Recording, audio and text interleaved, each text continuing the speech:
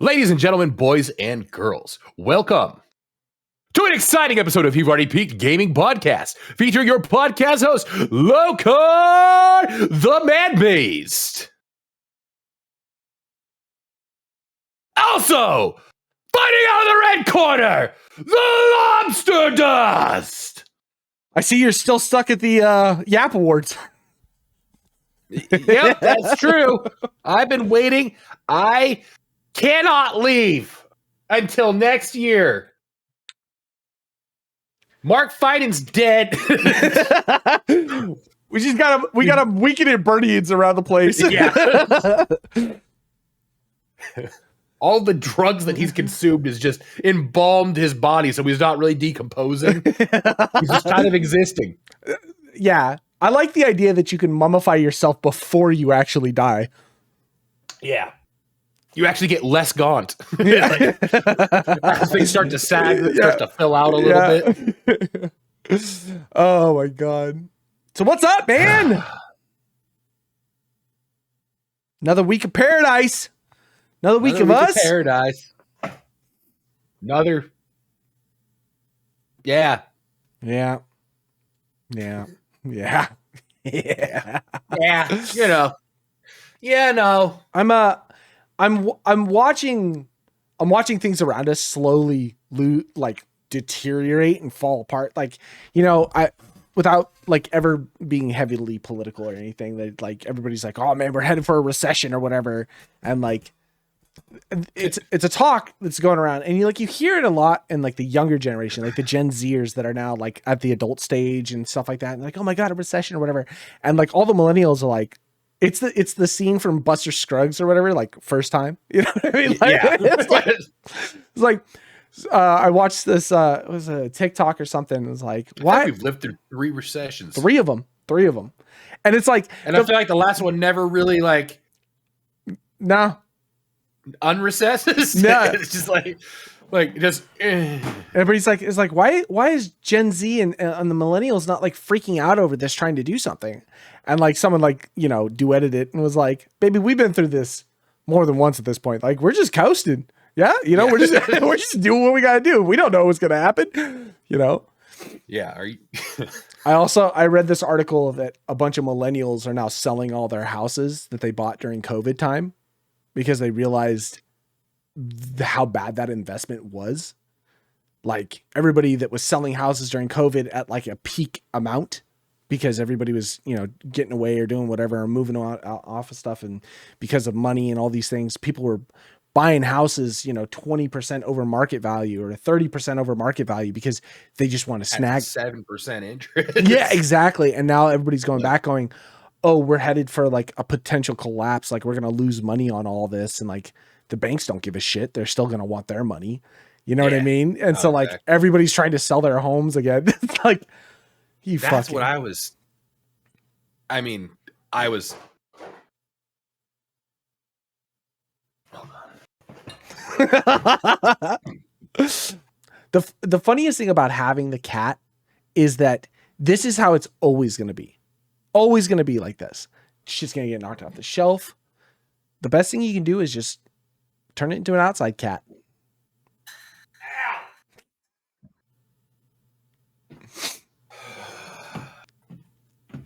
And we're back. Oh, I just smacked my head on that fucking lamp. Every lamp in this house is just high enough. If I don't remember to just do this while I walk, I smack my head. When I was painting the house, or right before we did the floors, I don't remember when it was. That sharp one right in the middle. Yeah, dude. It's got a satanic point at the end of it. I bonked the top of my head. I had a line. I was like, oh my God. Oh, fuck. You know, and the floor guys that were there, one of the floor guys is taller than us. Like Ugo, he's like 6'3", 6'3", 6'4", something like that. And the whole time he was just like dodging it. But I'm just the perfect size where it's almost out of my line of sight. Like I know it's there, but it's just almost out of the line of sight. So I fucking clinked it a couple times. Oh. Yeah, I was before the cat started. So here's the problem. The cat has figured out that it can jump into the guinea pig cage. And Okay. he's not hostile towards the guinea pig, but I hear things getting knocked over that I set there to keep him from jumping up on the ledge. And then all of a sudden I'll hear the guinea pig like freaking out. And the cat's just like, because it's so new, I don't know if it's going to like just like bite it. So right now he's just kind of like looking at it like, this is fun. Why haven't I played with this the entire time? I mean, honestly, at this point, it's kind of a warrior's death for the guinea pig. I mean, he's the last one standing. This is how I get to Valhalla. Yeah, exactly right. It's either him or the cat. You know, you never know. Like you might come home and the cat will be dead. I could see it. Yeah, I could see it. That is a warrior guinea pig, which I'm pretty sure, of all things considered, we're not even sure he is a guinea pig anymore. We think he's just a ground squirrel that lost his tail. Because he's the only one that isn't like colored like your typical guinea pig, you know. He just looks like a ground squirrel that lost his tail. So we're hypothesizing that the guinea pigs died of guinea pig diseases and ailments, and that he's just like he's the sheep and what is it? The wolf in sheep's clothing type of thing. All the other guinea pigs died. He's like, how do I sell this? So he's all yeah, exactly. He's been practicing the wheeze for like, you know. Yeah.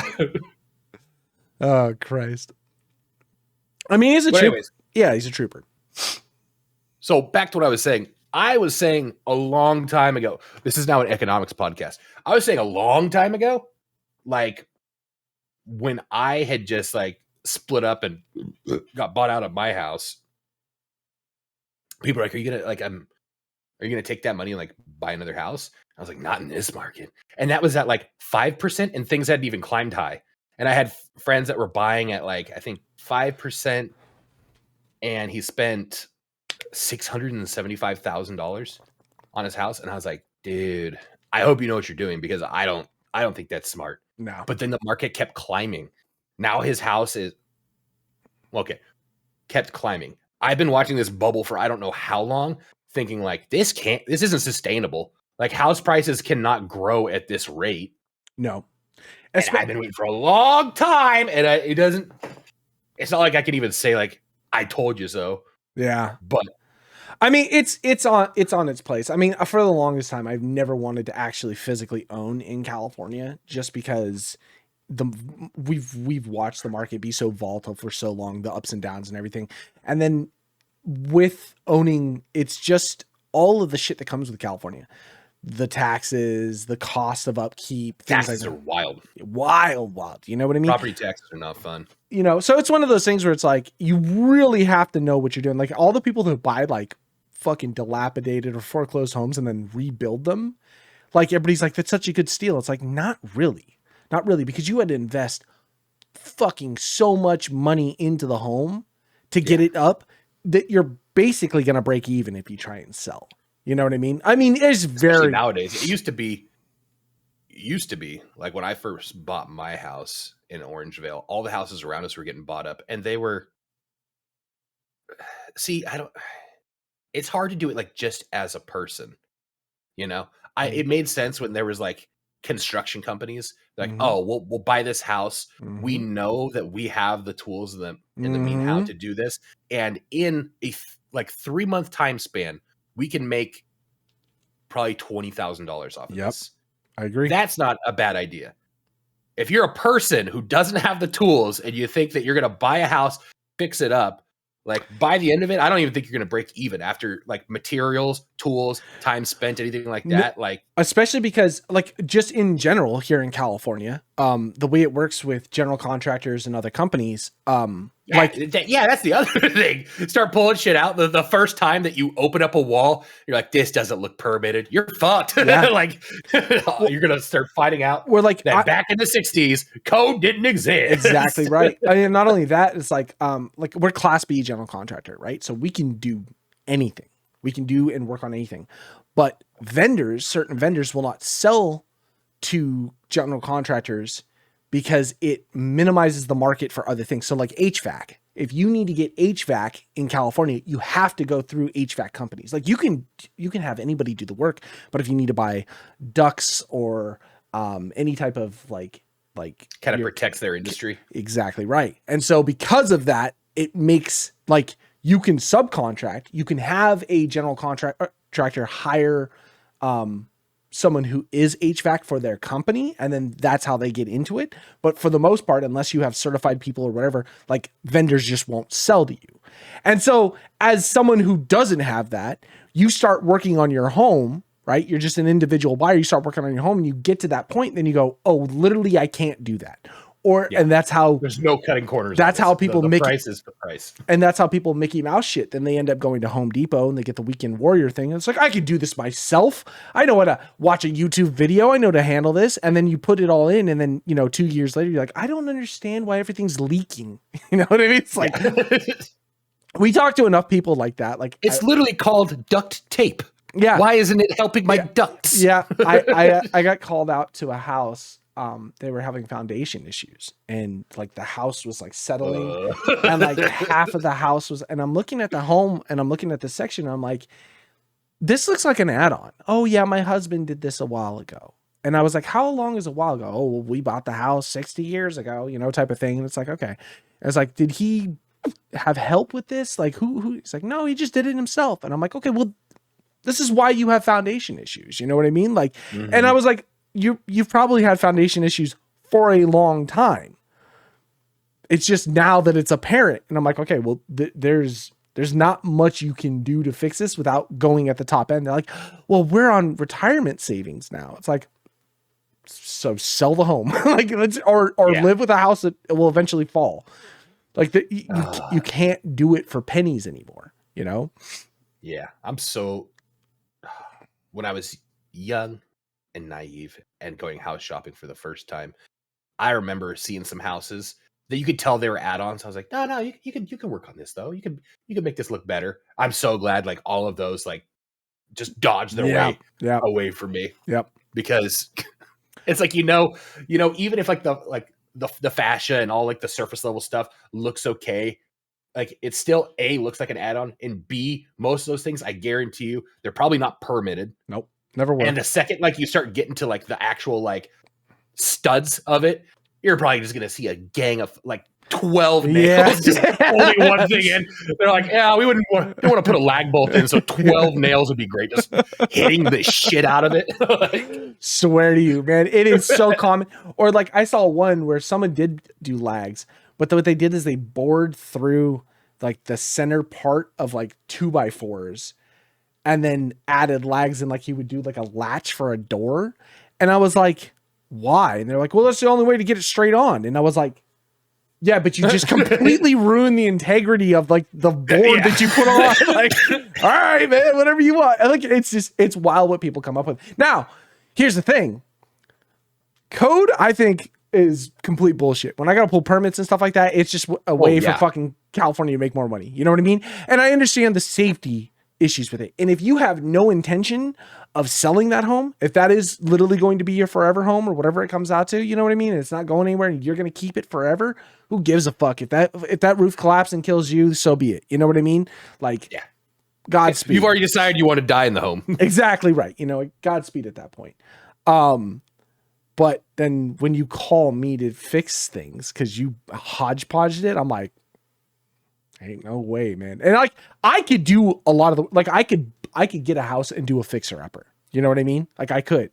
I won't though, because I know what the headache that comes with that. I'm like, no, I would rather spend $200,000 more to get a home that was built in the last 15 years. Just not have the fucking problem. Exactly. To just bypass all of that, So that's it. And then that's the hard part behind it. We, for a while we were looking at because we have the renovation portion of our company, and we were working with a company that picked up homes that need to be renovated, and we come in and fix them all the way through.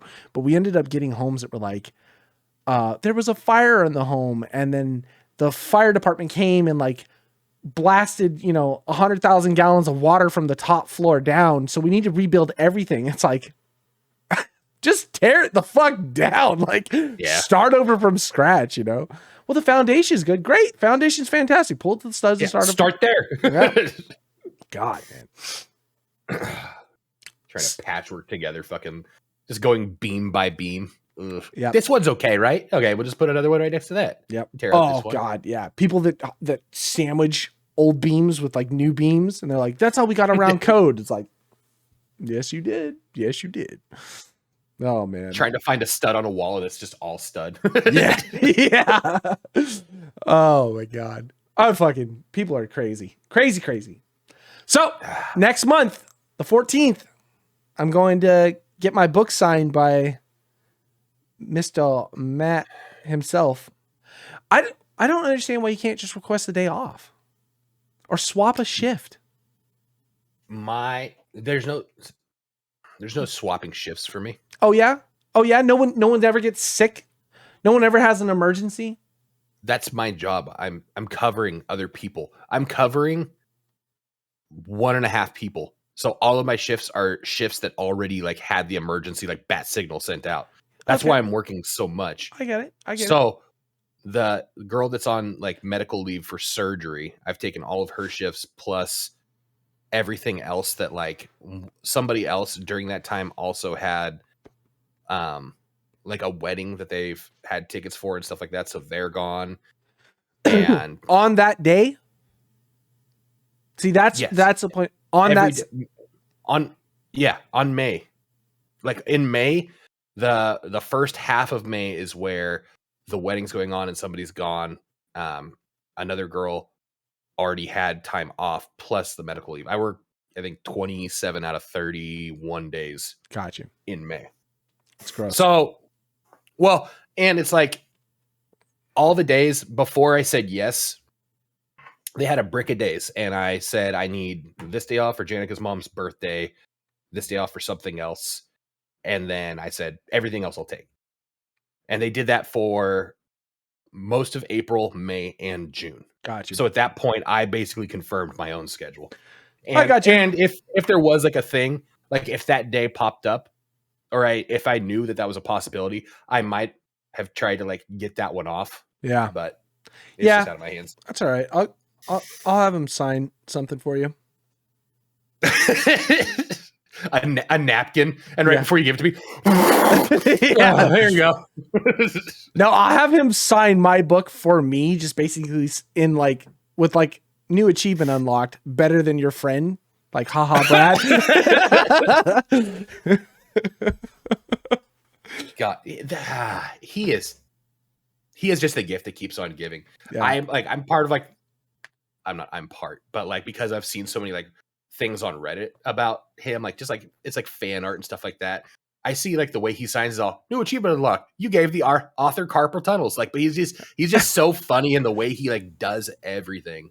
He is a gift. I'm super excited that I can get into this. At least I'm excited to. I don't think I've ever done this. I've never been to a book signing. I've never met a book author before. I've never had the want to. Okay, that's another thing. I've never cared enough to do that. And like maybe with like Stephen King, because I've just always enjoyed his stuff. Yeah, that would you know what cool. I mean? But like by the time I was reading Stephen King, he was already well beyond famous point. You know what I mean? Yeah. Yeah. And it's like other authors that during our time, like he's big, but he's still somewhat in his like infancy, Yeah. Like I feel like he's just starting to have like his like blow up moment. Yeah. And like, okay, like the Expanse novels with like James, what's his name? Corn or whatever. Cameron. Yeah, there you go. He got popular and big and all that stuff, but like again, by the time I was into Expanse, he was already blowing up and like going crazy with it. Like I was already well deep past it. So like to be in a point where I'm waiting for the next book to come out like that. I don't think I've ever been at that point before. Usually it's like the last book of it. Well, other than like Harry Potter, but like the last book of a series is like coming out and it's blown up. And then I go and pick up the whole series and read it or whatever it comes out to. So this will be fun, man. I'm excited to see what he's like in person.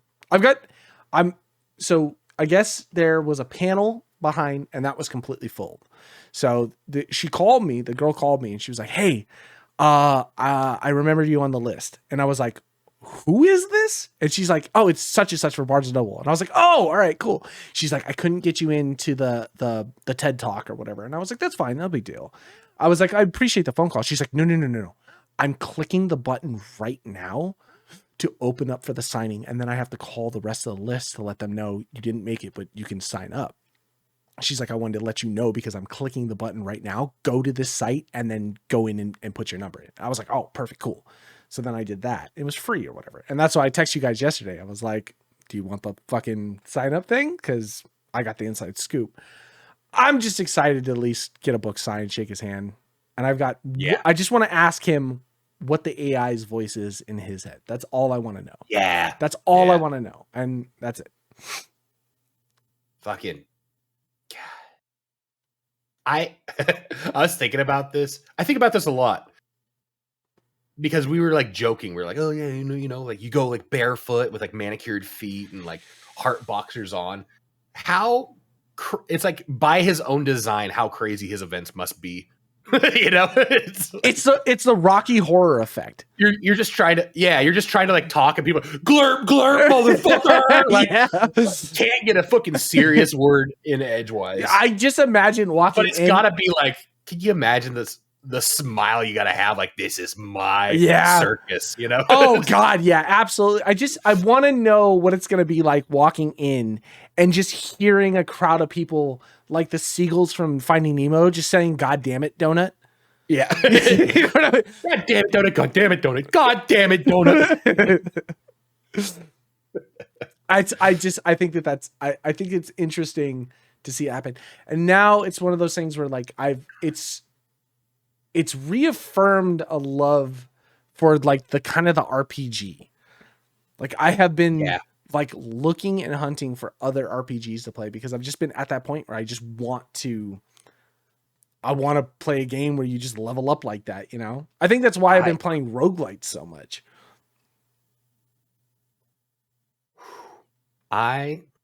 So I've like in the meantime, I've been reading the Kaiju Battle Surgeon. Mm-hmm. His other one. It is so much darker. Oh, really? It is. Oof. It's a fucked up book. But it's like his like lit RPG, like I guess like the category that like he like kind of like started out in, everything like that. Like you can. So Shivering Sky, a lot of like world building and stuff in there. It's like they're all like precursor books to like what I guess like this is like magnum opus is like Dungeon Crawler Carl. And it just like you can see how like his style and everything like starts like evolving to get to the point where it got to Dungeon Crawler Carl. And even in like Kaiju Battlefield Surgeon, the like RPG side that he really like explores and like builds upon that like I think like really like sinks its hook into like us specifically because we are like gamers.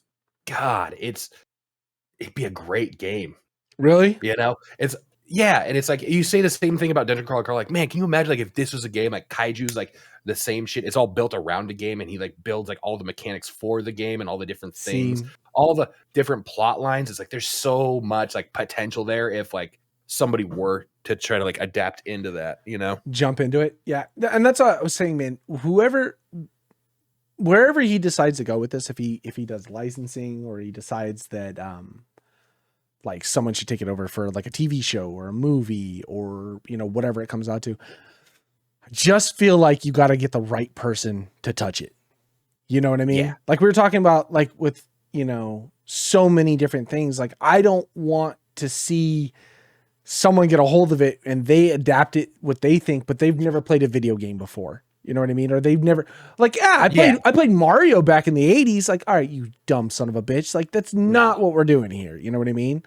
Like, yeah, you need like I grew up playing Final Fantasy games. All right, you might get it. You know what I mean? Like, I think you're close, but you know, and it's like, you know, I played you know, Red Dead Redemption, you know, the zombie thing and all that. It's like, okay, all right, we're starting to like okay, now you're starting to like talk about a little bit more like in that realm. I'd rather it take 15 years to find the right crew to do it than for it to come out, like be announced and come out in 2 years and just have the nightmare of just like, what did you do? Well, it's one of those things too, where it's like right now we live in an industry or live in a world where the industry is about, this is the hype, run with the hype.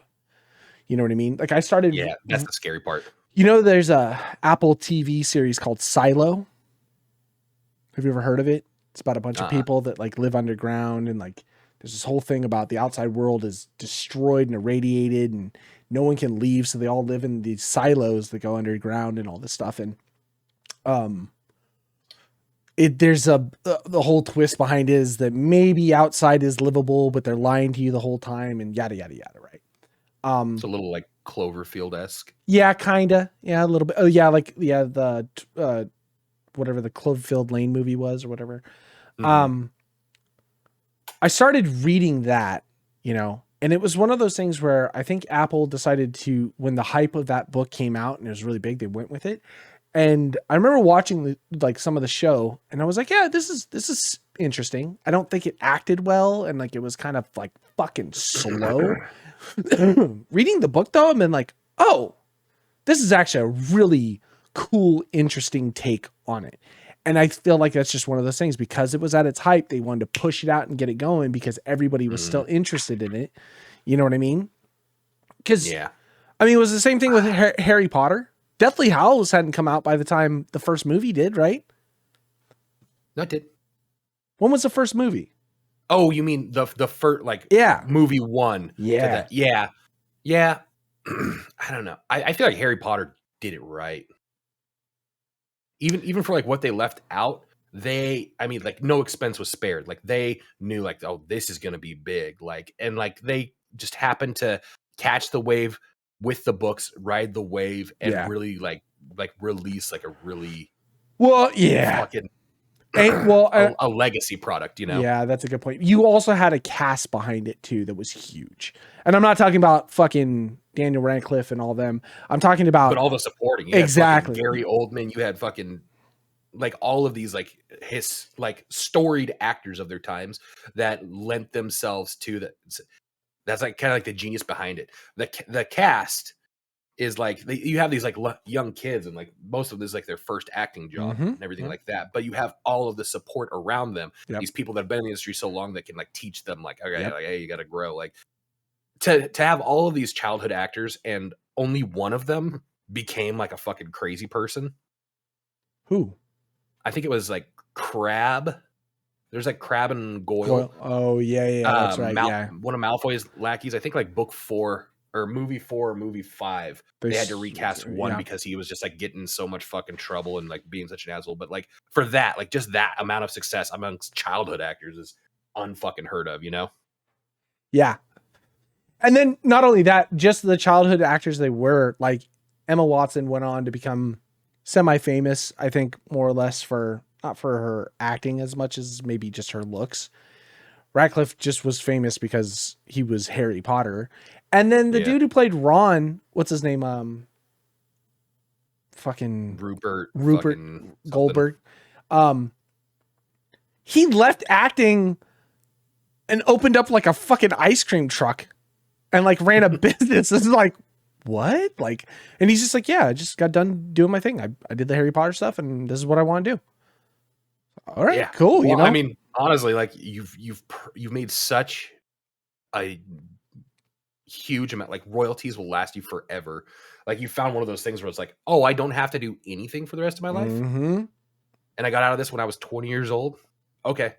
Like as long as you don't just fuck off with the money. Yeah. Like you have fuck you money, but not like really fuck you money. Yeah. Like you could blow it as like a young adult that thinks that money's gonna last forever. Yeah. Like you could. I they probably still had like the guidance from older people being Yeah. like, no, this is Yeah. what you do. Yeah. You know? Yeah. Well, it's got to also be like parents that don't push for the money.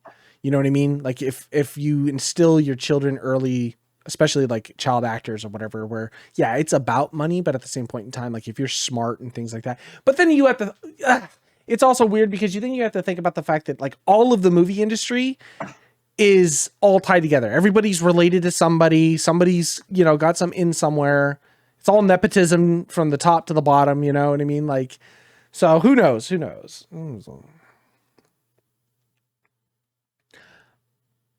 Yeah. Yeah. We should go hunting for that cat. Just let her out in the woods. I think I already lost a cat last night.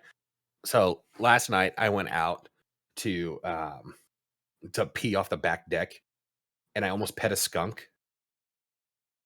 I thought, because I have a camera out that back way, and they put the like food bowls for the cats over there, just so I can know that they're still alive when they come to eat and stuff like that. And I see this black and white tail, so I go out and I'm like, hey, and then like I see this skunk. Like it took me a second to realize it was a skunk because like it didn't smell or anything like that. Yeah. And I'm like peeing. I'm like, hey.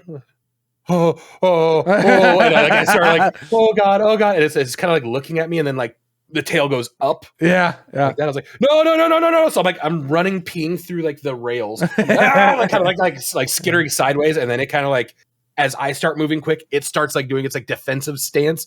And it's like, no. So I'm running this way, and it's kind of just like standing its ground. I'm like, go, dick still in hand, and it like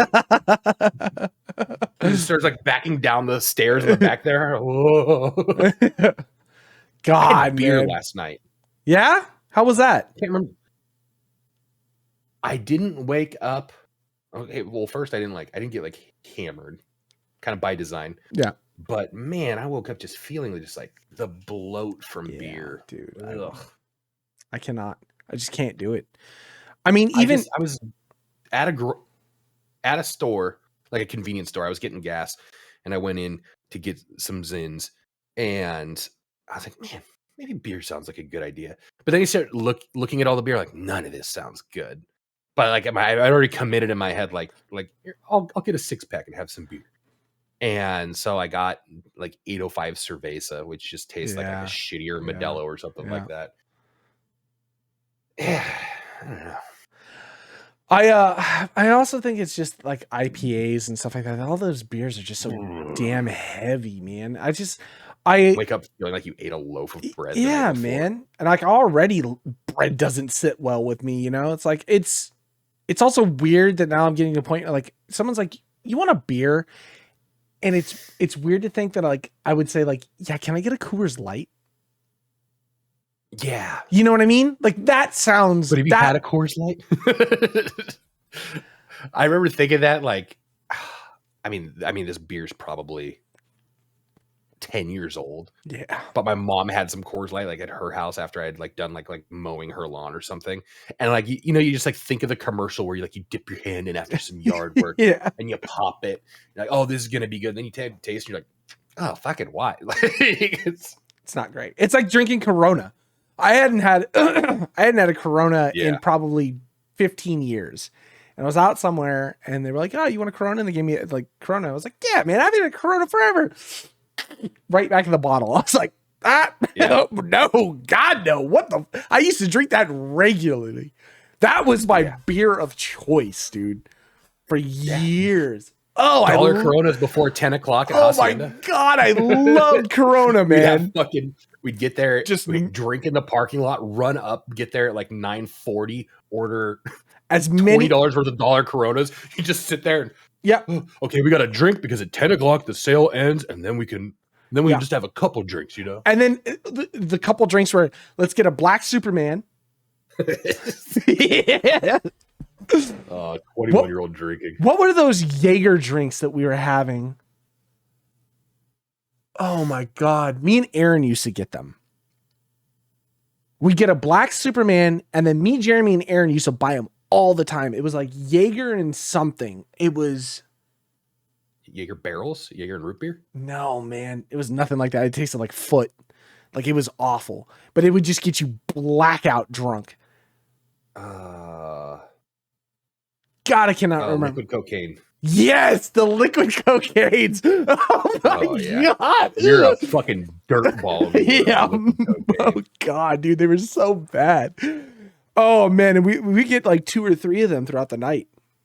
And that's terrible. Stumble out of Hacienda, go down to Jaeger Goldschlager, fucking what is it? Jaeger Goldschlager, not Rumpelmints. No, but it was something like that. I can't even think about it. No, it's like 4 things that like if you looked at it on a table, you'd be like, why would you mix that? Yeah. And then you mix it, and then you drink it, and you go, yep, that's about right. Yeah, like there's no like redeeming quality to it. Oh, it's my just God. like you have one, and then before you're done making the face, you're already like, all right, I'm pretty fucked up. Yeah, exactly right. They were dangerous, man. I can't even do that, man. I look at alcohol nowadays and I'm like, I'll pour myself a glass. I've gotten to the point where like I do enjoy the taste of alcohol now, not the effect of alcohol. You know what I mean? Like I still like the light buzz, the chill, like, hey, you had a long day, you sit down, you pour yourself a glass of vodka or some whiskey or something, have a glass, and it just kind of like warms you up and takes the edge off a little bit. That's perfect. That's perfect. See, I feel that way with wine. Oh yeah, wine is because wine. I feel like if I have like Kelsey grammar, I feel like if I have like a good like like not Merlot, like Cab or like a good like Pinot Noir or something like that, then I can like have a few glasses and then be done with it. Yeah. Because I'm not going to drink more than a bottle of wine, probably not more than half a bottle, but it's enough to kind of like get you feeling a little goofy or whatever, sure, and be done with it. Yeah, I love the taste of a good whiskey, just on its own. I love that, but there's a point where I'm drinking it and I feel like this is nice. And then there's still that fucking part of me that I know exists within you too. The switch flips and all of a sudden I'm not sipping it anymore. I'm pouring it and it's like, well, this is gonna be fun. It's gonna be fun in 20 minutes. And then like but the 20 minutes that used to exist is so shortened. Like my fun window goes to like 5 minutes, man. And then I just start doing like this. And next thing you know, it's 3 a.m. Janica's up getting ready for work, and I'm still gaming with you. We're not even gaming. We're just in Discord. A game is open, and we're all just like drooling into the microphone. Man, it is. I think it also is the gaming effect. So what happens a lot with me is like when we sit down to game and we decide, hey, tonight's going to be a drinking night. We're going to drink, play video games. There's so much in between or like waiting for someone to click the fucking ready button that the drink is just in my hand. And I'm just going at it. We're bullshitting. We're good talking. Times only get better. It's exactly right. Oh, I'm almost out. Pour myself another one. Sitting here bullshitting. Okay, now we're playing a game. Put this down. Death. All right, pick up my glass. Drink. Yeah. Okay, I'm back in the game. We're back to the menu. All right, drink. And then that's what ends up happening. Is usually that's when 2:00 comes around, and all of a sudden I'm like, why am I so fucked up? I should probably pour myself another. Oh, the bottle's empty. You know what I mean? Like, that's a. Yes. Look at that. I made a mistake. And then it's one of those things. Again, this is the fucked up thing. This is that. All right, well, I've been sticking to this, but I'm out. I guess I'll just find whatever else I have in my shelf. I guess I'm drinking this, Tennessee whiskey. Yeah, exactly. There's still absinthe left. Gaming is dangerous when you do it like that. You know what I mean? Yeah. That's why I've tried to make myself leave the bottle in the kitchen because it forces me to make it a chore. To make it a chore. Because then it also turns into a situation where I have to stand up to go. And I know that's when I know I've drank too much. Because when I'm just sitting doing nothing, it's hard to tell. Because you're gaming, you're talking, you're bullshitting, it's no big deal. But when you stand up to go somewhere and you get the first stumble and I whack into the door and it's like, your headphones are still plugged in. Yeah. There's a sign. You're almost like booby trapping yourself. Like, am I going to trip over this? Yeah. I just or just like sober me will still like put things in normal places, but drunk me will think that sober me was fucking with me. It's like, where did you put this, man? I just had it. It's like, no. Oh yeah. You're just an idiot. Fucking last night, I was waiting for anybody to pop on or anything like that. Mhm. And what did I play? A little Leisure Suit Larry. You did. I bought the whole collection for like $3. Uh-huh. Man, that has not aged well. You started with the first one? No. Oh, okay. I went straight to the newest one, which is the one I think that was on Xbox that we were talking about last week or the week before. Magna Cum or like Magna Cum. Okay. Yeah. The first thing of the game, it's like, man, I almost wish it would have a renaissance just to watch like the woke mind break, because it was like, go out, lie to this girl, get her drunk, get her back to your thing, see if you can fuck her. Oh, that didn't take. Go lie to the next one. Like, it's just, dude. What a lawless time. Man. I was like, oh, this is that was a main push. That was a big game when it came out on the Xbox 360. God, and the fucking Sierra. It's been so long. I haven't even thought about Sierra that games. Yeah. Like the old logo popped up. I was like, damn. Yeah. Yeah, man. Oh, because the original games were point and click adventures. Yeah. And then the newest one they brought out in 2022, I think it was, or 2021. Can't remember. There's that 2021 one? Yeah, there's a newest one. They kind of went back to the point and click adventure. And it was highly received or whatever. They went back to the original art style and stuff like that. So there's a lot to that franchise, and I think more, I don't know who the game is for. Because, okay, when it came out on Xbox 360, the Magna Cum Laude, that was the one there. That was for like the teenage boys or like the young adults. Oh, like, yeah. Yeah, we're going to play this like as a joke type of thing, you know? It was like the first like not NC rated game. It was, you know, it just kind of like it's fun goofiness. And that made sense. But then they're still pumping them out. And it's like, and it's a point and click adventure. It's like, who was this for?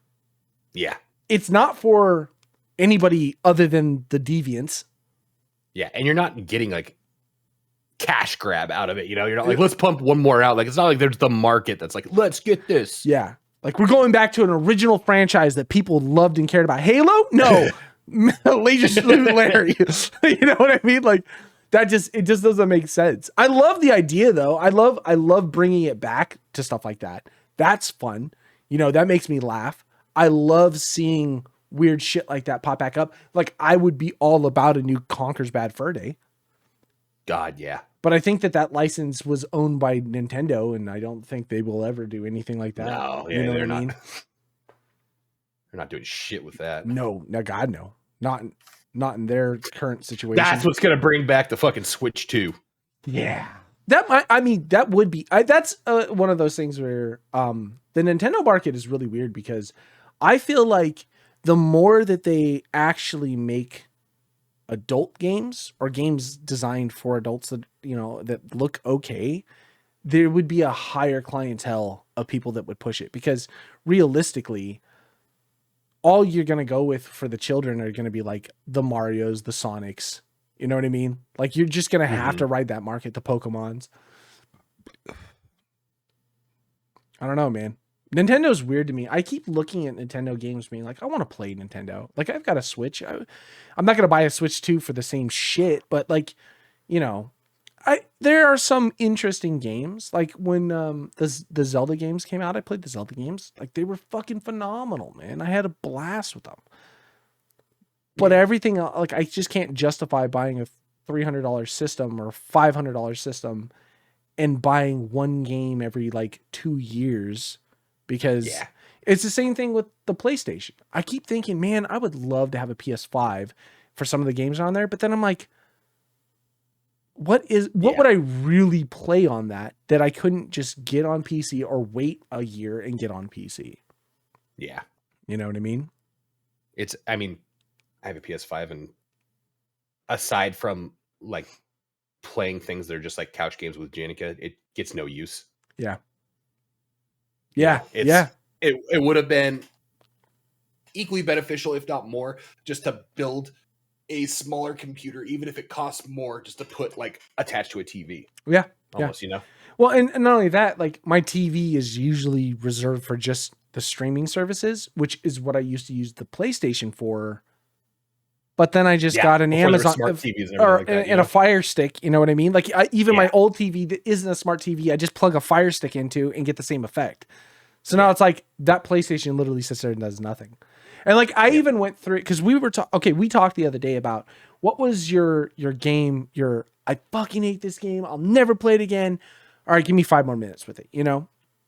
And I was trying to go back and like, because we were talking about it, I was trying to think of like games that really raged me out. Like raged me out. And like, other than like original Dark Souls stuff at the time period, because that was when I was raging a lot, trying to think of like other games. And I started going through my PlayStation list, like all my games and looking at them and seeing what was on there.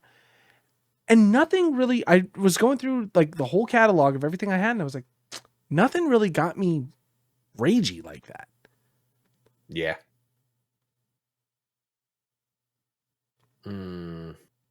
Because like it is so Tarkov is just a low hanging fruit. The Division. Oh, there's some times in the Division where when I used to like play that like online with some friends, and like you'd go into like the zones where like it's just like a free for all, and you're going against guys with like pink guns and shit like that. Yeah, Division 1, Division 1 Dark Zone. Those. Yeah, Division 1 Dark Zone may be a very good contender. Oh, you know what? Okay, maybe I don't know about ragey, but I would get pretty upset. Rainbow Six Vegas 2. They had 2 modes. They had the terrorist mode where like you load into a map and you would have to fight against X amount of terrorists that are on the map, depending on your difficulty that you chose. And you would have to clear all the terrorists out of the map. That was like the point of it. Super fun. Fucking loved it. And then they had the alternate one was just the PvP portion of it. You just go against other people.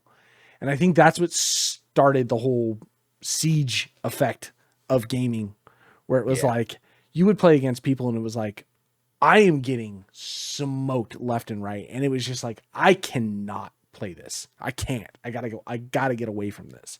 But it's such a good game that it just kind of like hooked its, claws into you. Yeah. You just wanted to play more.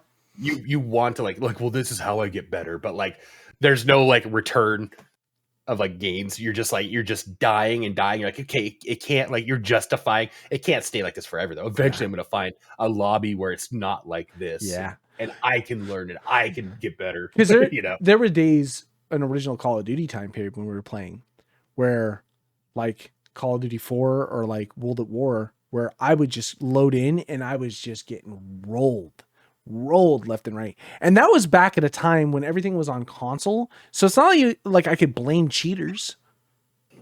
Cat! This is a good looking cat.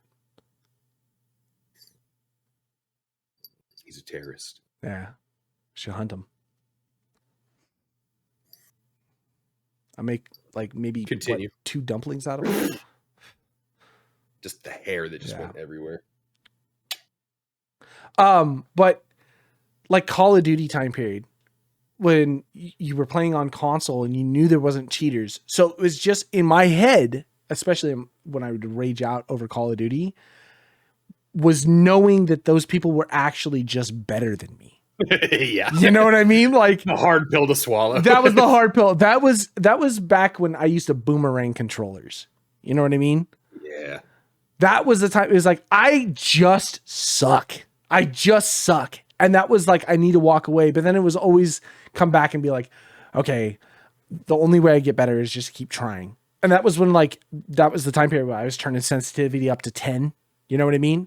And like learning to flick, and like I was just getting good. And that was like when I was playing Call of Duty. You know what I mean? Yeah. Times are different. God, and now I would kill to go back to those lobbies where there is like just no cheaters. It is just like a skill gap. Yeah. That you could try to manage. Although I've been watching people play Call of Duty on console, and the movement that they use on console still, nonetheless, I'm like, I don't think I could replicate it. Not even in my peak performance of Call of Duty gameplay in like No, yeah. 2012 could I even come remotely close to what kids are doing nowadays. Yeah, it is. Is it? Because I was decent at Call of Duty when we were like me, Bobby, and Will before we all got PCs.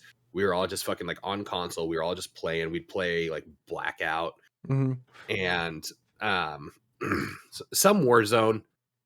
But like before those like big BRs like dropped, we would be playing just like multiplayer lobbies, just fucking off, and we weren't bad at all. No. Is it the now? What I'm saying here is, then we switched to PC. Things felt exponentially better now that you have a mouse and keyboard, moving around like that, getting those movements and slides and everything. And then going back, it's like as soon as I unlearned controller to go on mouse and key, going back to controller, I don't think I could ever do it again. I could never even get to the level that I was, because it feels so unintuitive once you've had like a mouse and key. I definitely think so too. I definitely believe that console is the one thing where if you don't use it, you lose it type of scenario. You know what I mean? I also think that once you get to the point you're like, okay, left hand controls character, right hand controls everything, and you are able to do pinpoint accuracies with your movement with your mouse. When you go back to a controller and everything you do is just with your thumbs. Yeah. I think that's where my brain can't go back to relearn it, because everything with my thumbs, jump, crouch, do all this thing, turn, I can do that with two hands. You know what I mean? The controller is the one thing where I started thinking about this. Southpaw may actually be the way you play video games. So instead of left thumb movement, right thumb movement, and then left thumb look. See, that would be even worse for me, I feel like, because my brain's already broken just trying to comprehend it. I know, but I think the learning curve would be too great. Because movement and jump on the same like point, or like even remapping to like a trigger being a jump or a crouch, so you can use your fingers and movement versus, you know, trying to remove your thumb from the stick. Cause like that's the biggest thing, right? When you're using it, if I'm running and I need to move, turn, and jump, it's either this or you have to remove your thumb from the controller, right? So if you swapped it and then had jump on one of the pads or something, you could still do all this without ever taking your thumb off of it. Maybe that's what we're missing. See, but then you get to the point, like, what if you get the scuff controllers where they have the 2 buttons or the 3 buttons on the back along the inside? And at that point, I understand. I don't want to remap things. I don't want to take the time to sit there and do this and do that, to the point where if I go to somebody else's and they have it mapped differently, I can't just I can pick up a mouse and a keyboard, and relatively easily it'll have the same things. Unless it's Tarkov and I had to relearn all of your keybinds. Okay, true. I don't want to pick up somebody else's PlayStation controller and go to their place, and all of a sudden none of the buttons I know work, and then I spend time relearning it and then going back to mine and like kind of relearning mine, you know. I need some continuity. Well, I want you to also realize something, like the PlayStation 1 controller with the analog sticks. Mm-hmm. That controller design has not changed in 30 years. Yeah. You know what I mean? Like a keyboard and mouse also hasn't changed in that time period either, but there's a lot more buttons to work with than what a controller has. A controller has not changed in 30 years. So that's also a weird thing to think about, you know, because like all the extra controllers that have all the paddles and all the extra things on top of it, you know, I see people as like, oh, I play Call of Duty on like, you know, a racing controller or whatever. And it's like, maybe that makes sense. You know what I mean? You know what irritates me the most? When I see, I'm happy for all of you that get to play games, you know, and I don't want to come. This is going to sound a little iffy the way I'm about to say it, but it pisses me off when I see like a quadriplegic who is better than me playing a shooter with just his mouth. He's like this. Yeah. Yep. But he's also like shit talking. He's like, get shit on. And he's just doing that. And I'm watching him. I'm like, he's better than me. Yeah. Like he all of his input is just right here. No. He is better than you, but it's the Daredevil effect. He's lost one of his senses, and the other senses have just become better. You know what I mean? Like, if I chop my hand off, I would expect the rest of my ability to game to just skyrocket. You got to give yourself a hand. I lose my hand. I'm like, oh, well. I mean, if you're going to game, you got to learn to do something with it. You know what I mean? Like, I've got like a fucking gardening fucking rake with the 3 spikes duct taped. I'm just. Oh my God. I mean, because that's really what it, well, you know, it's also Bane, you know, like, you know, like I was born in the dark. I was molded by it, you know. It's like if I grew up with a disability and I wanted to be a gamer, I would expect that. Like Cliff and James, that whole side of our friend group, they have a friend named Shane that I met a few times. I'd known him a couple. And he was born without a hand, and he games, and he games well. And like back on the day, like when they played video games like Halo and stuff like that, he would just smoke them like with one hand. I think it's just one of those things, like you just adapt. It's just something you're, you know, living with, you know. I feel like losing the appendages is not the hard one. It's like if I lost my sight or my hearing, I think might be one of those would be, obviously sight would be the end of gaming, but like hearing, if I couldn't hear games, like couldn't hear Tarkov, you know, I couldn't hear like music and stuff in video games or like voice acting and stuff, I think that would kill my love for video games. Yeah. You know?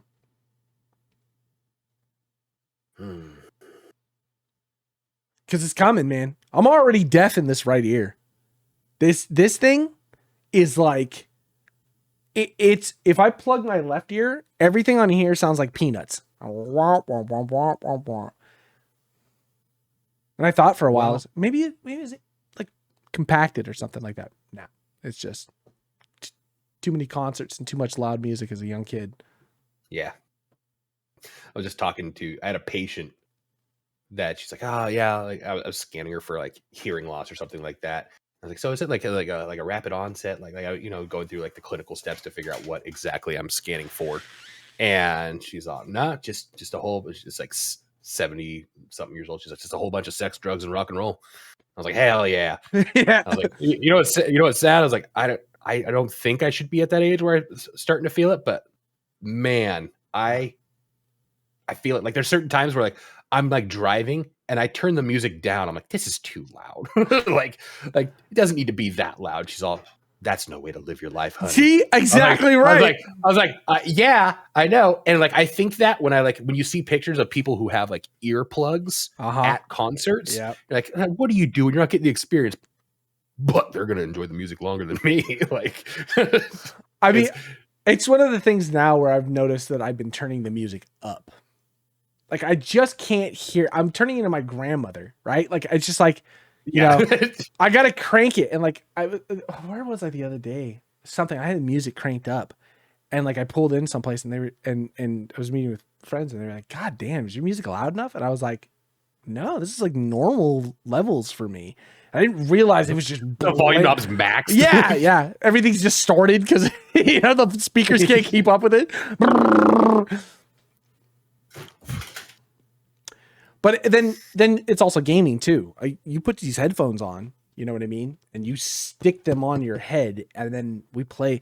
It was like when we used to play PUBG, you know, I would hear gunshots. PUBG's got some loud, sharp sounds. They do. Sometimes.